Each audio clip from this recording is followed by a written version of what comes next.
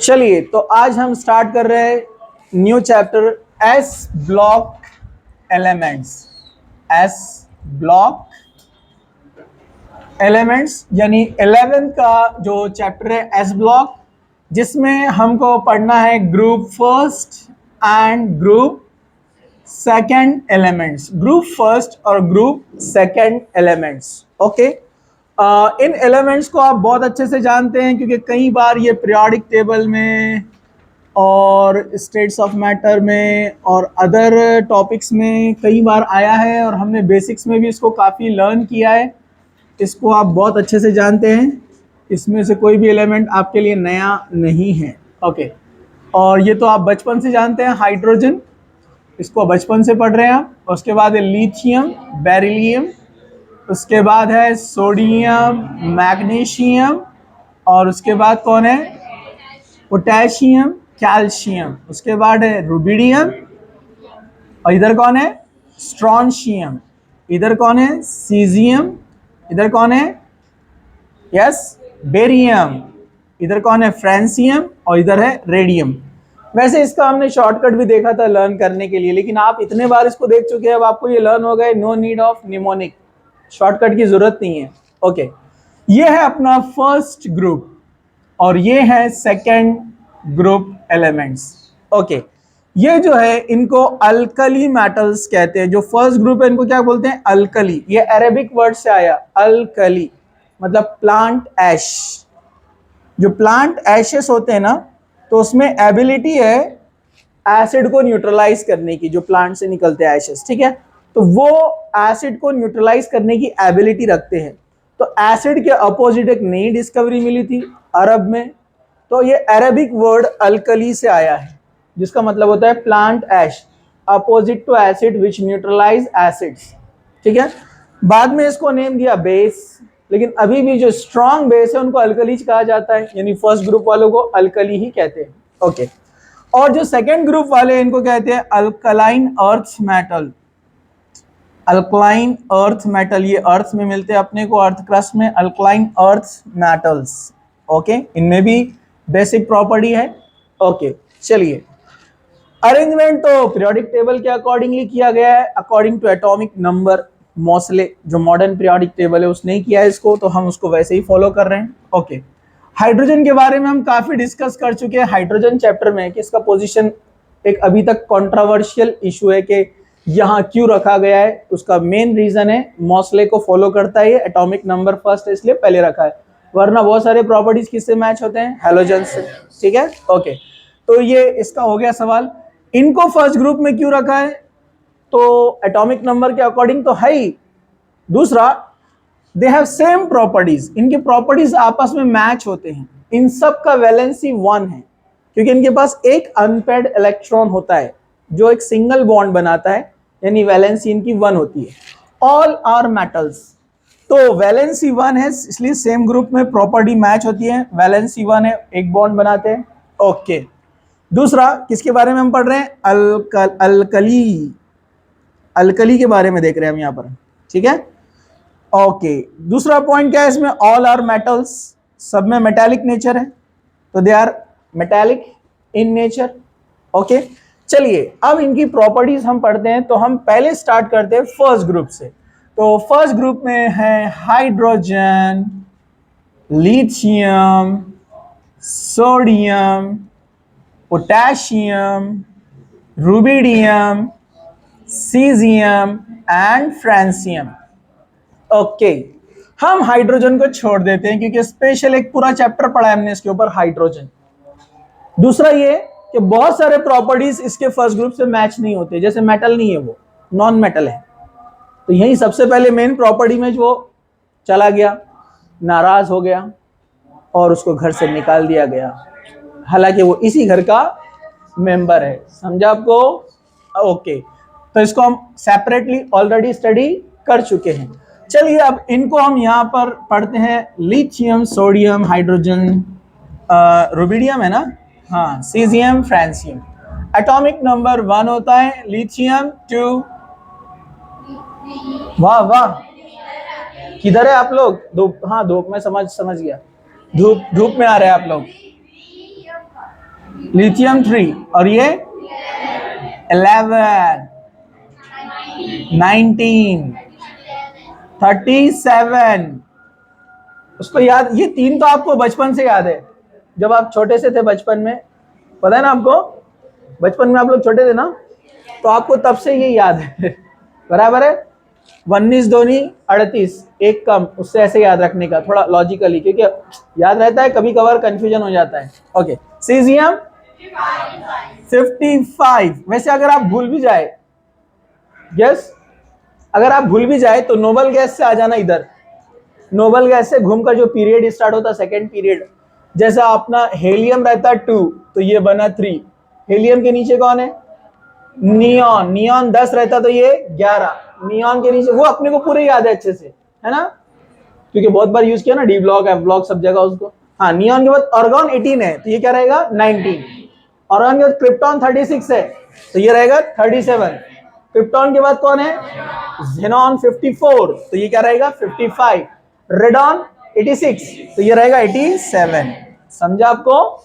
तो noble gas से आप इधर आ सकते हैं अगर बाय चांस भूल गए तो, ठीक है। ओके, ये इनके एटॉमिक नंबर है। ओके, चलिए अब हम आगे बढ़ते हैं।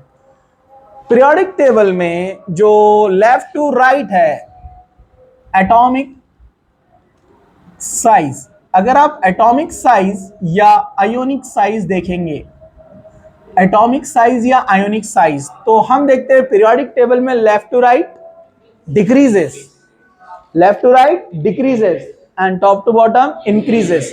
तो अगर इनको हमने आपस में कंपेयर करना शुरू किया एटॉमिक साइज, तो आएगा lithium is smaller than, sodium is smaller than, potassium is smaller than, sorry कौन है, अभी फर्स्ट ग्रुप पढ़ रहे ना अपन, rubidium is smaller than caesium than francium. इसके बहुत सारे प्रॉपर्टीज डिस्कस ही नहीं होते because of its radioactive nature, ये रेडियो एक्टिव है नेचर में। ओके, चलिए आयनिक साइज में भी सेम वही बात होगी, Li plus Na plus, ion के बारे में बात कर रहे हैं ना।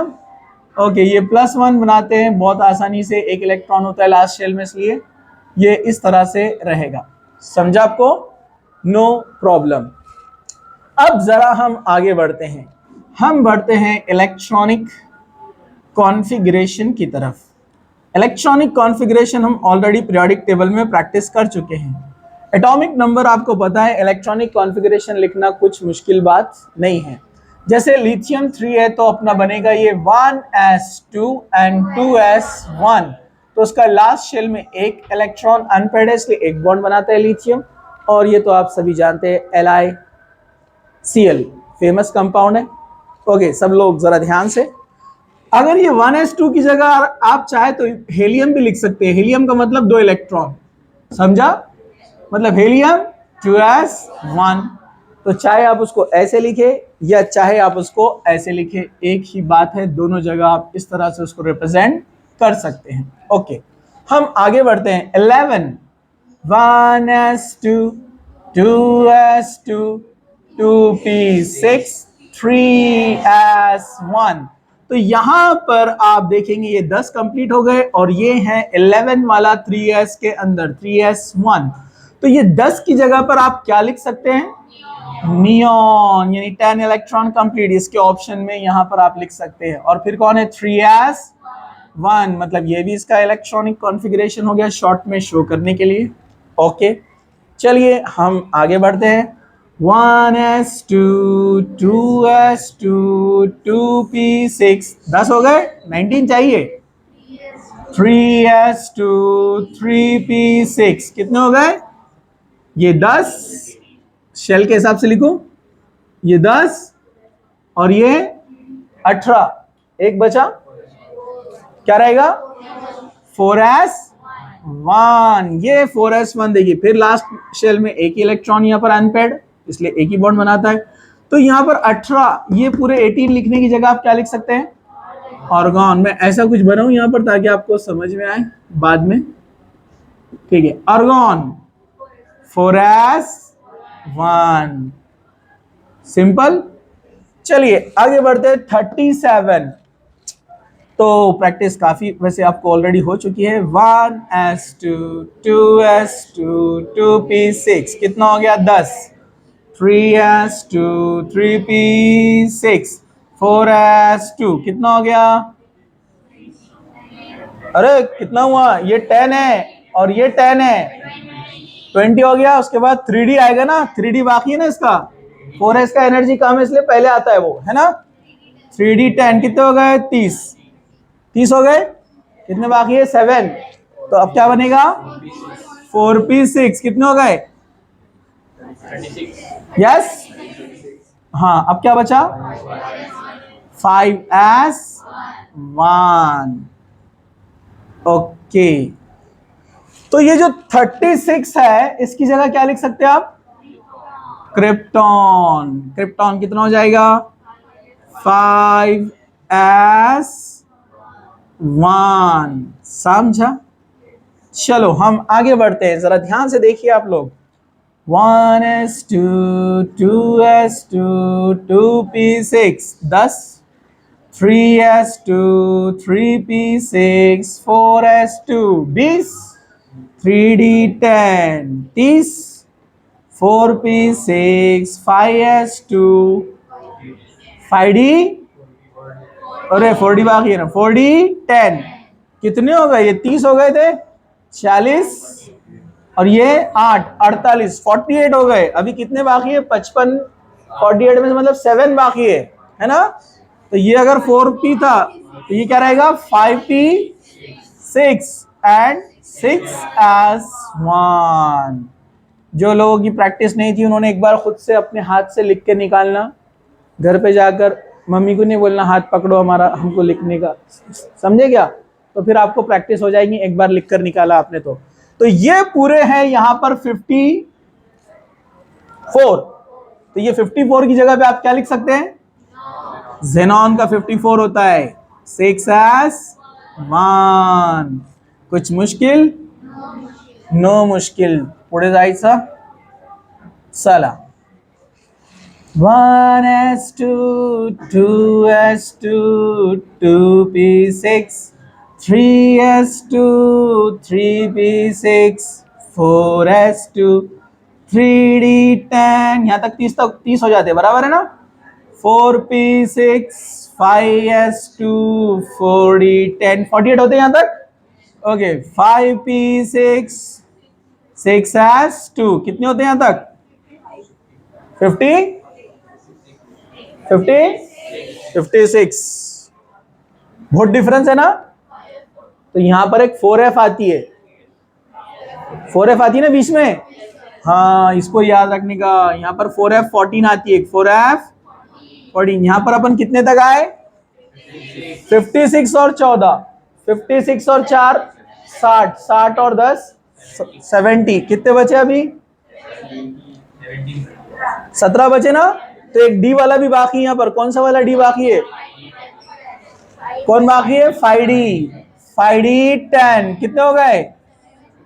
हाँ, 7 बचे।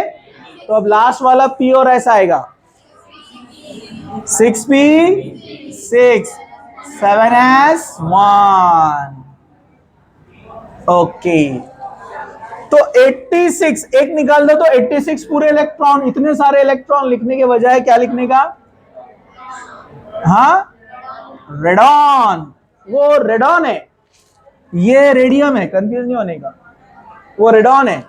तो क्या बनाएगा? 7s1 7s, ये बन गया इसका इलेक्ट्रॉनिक कॉन्फ़िगरेशन। चलिए अब हम आगे बढ़ते हैं। क्या सब लोग तैयार हैं? चलिए नेक्स्ट। अब यहां पर अपने को देखना है इसके अदर प्रॉपर्टीज, यानी जो एस ब्लॉक के हैं। उसके बाद हम उसके फिजिकल प्रॉपर्टीज में भी आ जाएंगे, ठीक है।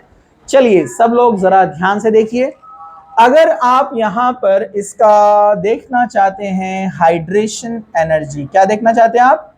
हाइड्रेशन एनर्जी, हाइड्रेशन एनर्जी, ये प्रॉपर्टी हम यहां पर देख चुके हैं। एटॉमिक साइज, उसके बाद देख चुके हैं हम आयोनिक साइज।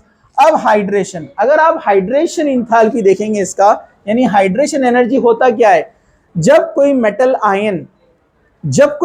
आयन के अतराफ में निगेटिव आयंस या न्यूट्रल मॉलिक्यूल्स आकर कनेक्ट होते हैं तो एनर्जी रिलीज होती है। अपन ने कोऑर्डिनेशन बॉन्ड में देखा ना, बॉन्डिंग बनती है तो वहां पर क्या होती है, एनर्जी रिलीज होती है, स्पेशली वाटर मॉलिक्यूल्स। स्पेशली कौन होते हैं, वाटर मॉलिक्यूल। एक मिनट पॉज कर दो इसको।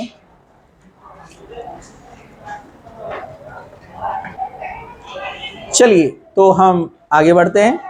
तो अब यहां पर ये हाइड्रेशन एनर्जी क्या है, amount of energy release when a metal cation is surrounded by water molecules. Water molecule जब उसके सराउंड में आ जाते हैं तो एनर्जी रिलीज होती है। तो अच्छा हाइड्रेशन इंथैल्पी कहां मिलता है आपको पता है, मोर पॉजिटिव, जिसकी पॉजिटिविटी ज्यादा है, more positive and smaller size. जितना छोटा साइज और जितना पॉजिटिव रहेगा उतना अच्छे से वहां पर कनेक्ट होते हैं कौन कौन, वाटर मॉलिक्यूल। तो स्मॉल साइज किसका है, लिथियम कैटायन रहेगा ना। तो यही ऑर्डर रहेगा same, Li plus greater than Na plus greater than K plus greater than Rb plus greater than Cs plus greater than. ये तो नहीं आता है, वैसे लिख दिया अपन ने यहाँ पर क्योंकि वो रेडियो एक्टिव नेचर, उसको छोड़ दो, ठीक है। ओके, अब हम आगे बढ़ते हैं। सब लोग जरा ध्यान से देखिए, इसको तो आप जानते ही हैं, डेंसिटी, बचपन से पढ़ा है आपने। डेंसिटी में थोड़ा सा एक एक्सेप्शन है, यहां पर आता है लिथियम, उसके बाद आता है पोटेशियम, थोड़ा सा चेंज देखा, और फिर आता है सोडियम, रुबिडियम, सीजियम, फ्रांसियम। तो क्वेश्चन आता है कि why potassium is less denser then sodium, कि इसमें डेंसिटी कम क्यों है। तो अब जरा आप यहां जरा ध्यान से देखिए, हम जब नीचे बढ़ रहे हैं तो यहां पर n इज इक्वल टू 1 है, यानी शेल नंबर, यानी प्रिंसिपल क्वांटम नंबर, बराबर है। प्रिंसिपल क्वांटम नंबर बढ़ रहा है, मतलब यहां पर शेल नंबर बढ़ रहा है ना, शेल्स बढ़ रहे हैं ना। जब शेल्स बढ़ेंगे लेकिन मास भी बढ़ रहा है, बोलो ना, शेल भी बढ़ रहा है, मास भी बढ़ रहा है, ठीक है। आप बोलेंगे लिथियम से ज्यादा जो है, लिथियम का डेंसिटी ज्यादा है सोडियम से। लिथियम का डेंसिटी क्या है, अरे बराबर है कि नहीं है, क्यों ज्यादा है, अरे आप लोग सोच रहे हैं क्या, मैं आपको ड्रॉ करके एक बार फिर से बताता हूं। पॉज करो इसको फटाफट लिखो 5 मिनट के अंदर। चलिए तो हम आगे बढ़ते हैं। तो हम देख रहे हैं डेंसिटी लिथियम के आगे, जैसे टॉप टू बॉटम हम जाएंगे तो डेंसिटी क्या होगा, इंक्रीज। अब आप सोच रहे होंगे डेंसिटी इंक्रीज क्यों होगा, क्योंकि डेंसिटी आप बोलेंगे ठीक है, नंबर ऑफ शेल्स बढ़ रहा है तो वॉल्यूम तो बढ़ रहा है ना। और अपनी डेंसिटी हम कैसे निकालते हैं, density is equal to mass upon volume. अब आप बोल रहे होंगे जब शेल बढ़ रहा है तो वॉल्यूम बढ़ेगा, डेंसिटी कम होना चाहिए था, लेकिन एक्चुअली क्या होता है, as compare to volume mass बहुत ज्यादा इंक्रीज होता है। मतलब दोनों इंक्रीज हो रहे हैं, मास भी इंक्रीज हो रहा है, वॉल्यूम भी इंक्रीज हो रहा है, बट कंपैरेटिवली मास ज्यादा हो रहा है इंक्रीज, इसलिए डेंसिटी क्या होगा, इंक्रीज होगा। तो यहां पर वो एटॉमिक नंबर यानी मास नंबर पर ये जो है डिपेंड है, क्योंकि मास में बहुत ज्यादा, ये तो एटॉमिक नंबर है, लेकिन जब अगर इनके मासेस हम निकालेंगे तो उसमें क्या होता है, काफी ज्यादा डिफरेंस आता है, काफी ज्यादा इंक्रीमेंट होता है, इसलिए यहां पर अपने को डेंसिटी क्या मिलता है, इंक्रीज। अब ये एक्सेप्शनल केस जो आपको मिला है यहां पर, एक एक्सेप्शनल, ठीक है। तो एक्सेप्शनल केस क्या है यहां पर, कि पोटेशियम का डेंसिटी आपको कम दिख रहा है। तो अगर आप यहां देखेंगे इसका मास, यानी देखिए लिथियम का मास कितना है अपने को मालूम है, कितना होता है, 7 के आसपास, 6.9 होता है, मतलब 7। सोडियम कितना होता है, 23। पोटेशियम कितना है, 39, बराबर है ना। और रुबिडियम कितना है, 85। तो आगे का छोड़ दो, अभी इसको देखो, कंपेयर करो। जब हम लिथियम से आगे बढ़े तो मास कितना हुआ, 23, और शेल एक बढ़ गया 2 से 3, बराबर है ना। लेकिन जब हम सोडियम से पोटेशियम में बढ़े तो मास में ज्यादा इंक्रीमेंट नहीं हुआ, 23 एंड 39, ज्यादा डिफरेंस आया क्या, नहीं, इसमें बहुत ज्यादा डिफरेंस है, 7 से 23 डायरेक्ट, समझा आपको। लेकिन जब हम सोडियम से पोटेशियम की तरफ आगे बढ़े तो यहां पर मास में बहुत ज्यादा इंक्रीज नहीं हुआ, जबकि शेल तो एक ही बढ़ रहा है बराबर। समझा आपको? तो यहां पर कंपैरेटिवली वॉल्यूम ज्यादा बढ़ गया as compare to mass. Getting? इसका डिफरेंस बहुत ज्यादा है ना, और इसका डिफरेंस कम है, बराबर है ना? तो कंपैरेटिवली क्या हो गया, वॉल्यूम बढ़ गया, क्योंकि शेल तो सब एक ही इंक्रीज हो रहे हैं ना। तो कंपैरेटिवली वॉल्यूम ज्यादा बढ़ गया और मास ज्यादा नहीं बढ़ा, मतलब वॉल्यूम ज्यादा बढ़ गया कंपैरेटिवली, इसलिए डेंसिटी क्या हो गया पोटेशियम का कम, इसलिए पोटेशियम डेंसिटी कम शो करता है। तो आप बोलेंगे increase in volume predominantly as compare to increase in mass. समझा आपको? जो वॉल्यूम है कंपैरेटिवली वो ज्यादा इंक्रीज हुआ एज कंपेयर टू मास, दोनों इंक्रीज हुए लेकिन कंपैरेटिवली। समझा आपको? इसलिए डेंसिटी क्या मिलेंगी, कम। समझा आपको? अरे बोलो ना। ठीक है, तो ये एक एक्सेप्शन आपको याद रखना है। ठीक है, अब हम यहां से आगे बढ़ते हैं। एटॉमिक साइज हो गया, आयोनिक साइज हो गया, हाइड्रेशन हुआ, डेंसिटी हुआ। अब नेक्स्ट प्रॉपर्टी यहां पर हम देखते हैं आयोनाइजेशन एंथैल्पी, आयोनाइजेशन एनर्जी या आयोनाइजेशन एंथैल्पी। तो अपन पीरियोडिक टेबल में क्या पढ़ते हैं, left to right. Periodic table में क्या पढ़ते हैं हम, left to right. Size decreases, जितना साइज छोटा रहेगा इलेक्ट्रॉन को निकालने के लिए एनर्जी ज्यादा लगेगी, क्योंकि आयनाइजेशन एनर्जी क्या होती है, it is the amount of energy required to remove outer electron. Gaseous atom में से आउटर इलेक्ट्रॉन को निकालने के लिए जो एनर्जी लगती है उसको क्या बोलते हैं, आयनाइजेशन एनर्जी। तो डेफिनेटली अगर साइज छोटा रहेगा तो वो न्यूक्लियस के नजदीक है इलेक्ट्रॉन, तो उसके लिए ज्यादा एनर्जी लगेगी ना निकालने के लिए। तो लेफ्ट टू राइट साइज कम होता है तो एनर्जी बढ़ती है, ज्यादा एनर्जी चाहिए निकालने के लिए। लेकिन टॉप टू बॉटम क्या होता है, साइज इंक्रीज होता है तो इलेक्ट्रॉन निकालना क्या है, आसान। तो लिथियम से ज्यादा आसान है सोडियम के इलेक्ट्रॉन को निकालना, तो कम एनर्जी लगती है। इसलिए आयनाइजेशन एनर्जी का ऑर्डर क्या रहेगा, lithium is greater than sodium, is greater than potassium, is greater than rubidium, is greater than caesium. जैसे जैसे साइज बढ़ रहा है इलेक्ट्रॉन को निकालना आसान, तो एनर्जी क्या लगेगी, कम। कम एनर्जी में निकल जाएगा। बोलो ना हाउ। समझा आपको? इलेक्ट्रॉन गेन इंथैल्पी, यानी electron gain energy. Electron gain enthalpy का क्या होगा, बोलिए बोलिए। ऊपर से नीचे अगर हम जाते हैं तो इलेक्ट्रोनेगेटिविटी वैल्यू इंक्रीज होती है डिक्रीज होती है, डिक्रीज। तो जिसकी इलेक्ट्रोनेगेटिविटी वैल्यू ज्यादा वो इजीली इलेक्ट्रॉन ले सकता है। अरे बराबर है कि नहीं है? अपन ने हैलोजन फैमिली में पढ़े थे, याद है आपको? इलेक्ट्रॉन गेन इंथैल्पी ऊपर वालों की ज्यादा थी, ठीक है, ओके। अब यहां पर इलेक्ट्रोनेगेटिविटी,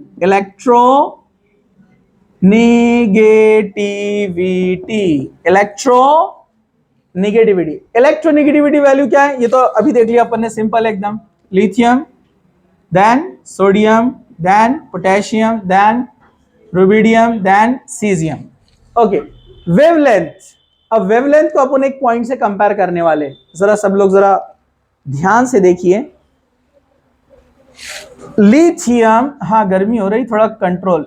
लिथियम, सोडियम, मैं क्वेश्चन करूंगा आप लोगों से, जरा ध्यान से। पोटेशियम, रुबिडियम, सीजियम, इनका जो वेवलेंथ अपने को मिलता है, इसको बर्न करने पर, जलाने पर, जब एक्साइटेड स्टेट में इलेक्ट्रॉन जाता है वापस आता है, तो जो वेव अपने को मिलेगा यहां पर वो है 670। इसका कितना है, 670। सोडियम का कितना है, 589। पोटेशियम का कितना है, 766 अप्रोक्सीमेट ले रहे अपन, ठीक है। रुबिडियम 780 और सीजियम 455। ये नीचे वाले को रब करूं मैं, चलेगा? ओके, हाँ। अब इसमें अपने को कलर कौन से मिल रहे हैं, देखो, क्रिम्सन, रेड, हाँ। सोडियम में yellow, violet, red, then blue, violet होता है ब्लू, ठीक है। रेड, वॉयलेट मतलब डार्क रेड। ओके ठीक है, ये आपको चक्र याद है? कितने लोगों को याद है? समझ जाओ बोलना, किस किस को याद है आगे चढ़ो बोलना, ठीक है? थोड़ा अच्छा से नहीं बनाइए। ओके, ये है, इस तरह से डिवीजन करते हैं हम इसका, थोड़ा रफ बनाया मैंने। विबज्योर, वॉयलेट, इंडिगो इसके अंदर आ जाता है, blue, green, yellow, orange, red. क्या वैल्यूज याद है आपको? 400 से 800 के बीच में थी। 800 मतलब अपन 750 तक लेते हैं उसको, ठीक है? हाँ, 400, 430, 430 के बाद यस यस 520 था, नहीं 490, फिर 520, फिर उसके बाद 590, हाँ 590 के बाद कितना था? 630, क्या 620 था? 620 और उसके बाद 750 या 800 अप्रोक्सीमेट समझो, अपन ने उतना ले लिया उसको, ठीक है? ओके, तो अगर कोई 430 से 490 के बीच में लाइट एब्जॉर्ब करता है ये वेवलेंथ की, तो उसका कलर क्या होता है? ऑरेंज। ओके, यहां वेवलेंथ अपने को क्या मिल रहा है देखो, 670, तो बराबर है ना रेड? अरे बराबर है ना? अरे बोलो ना। लेकिन क्वेश्चन आया कि इसने कौन सी वेवलेंथ एब्जॉर्ब किया, तो आप आंसर देंगे ये ऑप्शन में इसके आसपास आएगा। समझा आपको? नहीं समझा? देखो, इसको ब्लो टेस्ट भी बोलते हैं। ब्लो टेस्ट क्या करते हैं इसमें आपको पता है? कोल के ऊपर, कोयले के ऊपर ये मेटल को लेते हैं, ये मेटल का पाउडर, ये मेटल सैंपल, जो भी अपने को लिथियम लेने का, फॉर एग्जांपल लिथियम लिया, ठीक है? इधर से फायर जलते रहता है और इधर से एक पाइप से उसको फूंक मारते हैं ताकि उसको पार्शियल हीट मिले, तो ये फायर जाकर उसको जलाती है मेटल को, और वहां एकदम जबरदस्त बेहतरीन एकदम क्रिम्सन रेड कलर नजर आता है, लाल कलर की शुआएं निकलती है उसमें से। इसका मतलब क्या हुआ कि वहां पर जो इलेक्ट्रॉन एक्साइट हुआ था और जो वापस आया था, उसने ये वाले रेंज के वेवलेंथ को क्या किया? एब्जॉर्ब कर लिया, और ये वाले को उसने क्या कर दिया? इमिट, इसलिए उसका कलर ये मिला अपने को। समझा? तो ये कॉम्प्लीमेंट्री कलर्स जिसको हम बोलते हैं, कॉम्प्लीमेंट्री कलर्स, तो ये कॉम्प्लीमेंट्री कलर्स आपको मालूम होना चाहिए, लर्न करना चाहिए। इससे पहले हम 2 बार इसको देख चुके हैं, डी ब्लॉक में और कोऑर्डिनेशन के अंदर। डी ब्लॉक में भी पढ़ा है हमने इसको और कोऑर्डिनेशन में भी पढ़ा है। चलिए, हाइड्रेशन हुआ, मेटालिक रेडियस ये हो गया। मेल्टिंग पॉइंट, बॉइलिंग पॉइंट, जरा ध्यान से देखिए, आप इधर देखिए सब लोग, हाँ, melting point and boiling point. चलिए अब थोड़ा सा लॉजिक लगाइए, हम डी ब्लॉक में ऑलरेडी ये प्रॉपर्टी पढ़ चुके हैं। मेल्टिंग पॉइंट, बॉइलिंग पॉइंट बढ़ेगा या घटेगा टॉप टू बॉटम? डिक्रीज होगा। यस, क्योंकि हमने मेटल के अंदर प्रॉपर्टी पढ़ी है, जितना स्मॉल साइज होता है उतना उसमें पैकिंग अच्छे से होगा। वहां पर फिर उसमें एक पॉइंट और एक्स्ट्रा था, ये आप छोड़ दीजिए उसको, क्योंकि अपने को वो यहाँ नहीं लेना है। वहां क्या था? नंबर ऑफ अनपेड इलेक्ट्रॉन भी थे। यहाँ अपने को नंबर ऑफ अनपेड इलेक्ट्रॉन का रिलेशन ही नहीं है, क्योंकि सबके पास अनपेड इलेक्ट्रॉन एक ही है। अरे समझा क्या नहीं? तो वो पॉइंट यहाँ पर नहीं आएगा डी ब्लॉक वाला। यहाँ पर क्या आएगा? Small size. जितना स्मॉल साइज है मेल्टिंग पॉइंट, बॉइलिंग पॉइंट ज्यादा। तो अगर मेल्टिंग पॉइंट और बॉइलिंग पॉइंट अगर आप कंपेयर करेंगे, वैल्यू तो वो आपको देता है डायरेक्ट, और नहीं दिया तो आपको लर्न करना नहीं है।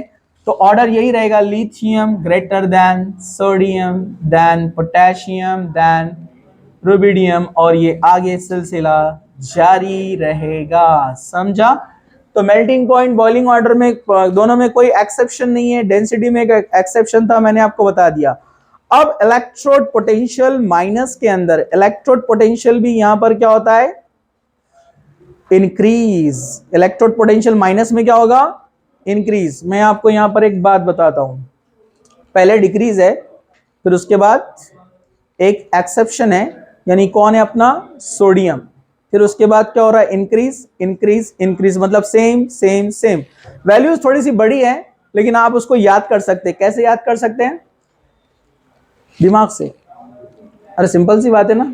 जैसे पहले दिया है -3.04, क्या बोलते हैं हम? Electrode potential value. Lithium, sodium, potassium, rubidium, caesium, कितना दिया इसका माइनस में? 3.04। सोडियम कितना है? -2.7। पोटेशियम 2.9, ये भी 2.9, ये भी 2.9। याद हो गया आपको? एक जैसे ना, थोड़ा बहुत डिफरेंस है आगे। तो इनके पोटेंशियल सेम मिल रहे अपने को माइनस में। माइनस में सबसे ज्यादा किसका पोटेंशियल है? लिथियम। ये तो अपन ने लर्न भी करे, दोनों बैचेस लर्न करे ना सबने। अरे वो वैल्यू जो, हाँ याद आया? तो उसमें सबसे लास्ट में था लिथियम, माइनस में सबसे बड़ी वैल्यू, मतलब सबसे अच्छा उसका होता है ऑक्सीडेशन। इसलिए तो अपने मोबाइल में यूज होता है लिथियम बैटरी, अच्छे से इलेक्ट्रोड पोटेंशियल देता है, मतलब माइनस में। माइनस का मतलब क्या है? कि वो इलेक्ट्रॉन आसानी से दे रहा है। समझा? It is a good reducing agent. ठीक है, चलिए ये भी हो गया यहाँ पर। उसके बाद ये अकरेंस, ये तो आप देख सकते हैं, नो प्रॉब्लम, सिंपल, मतलब कितना मिलता है वो थ्योरेटिकल पार्ट है, उसको आपको लर्न करना है। अभी यहाँ पर ये इसके प्रॉपर्टीज खत्म हुए, इसके केमिकल प्रॉपर्टीज इंशाल्लाह हम नेक्स्ट लेक्चर में कंटिन्यू करते हैं। ओके।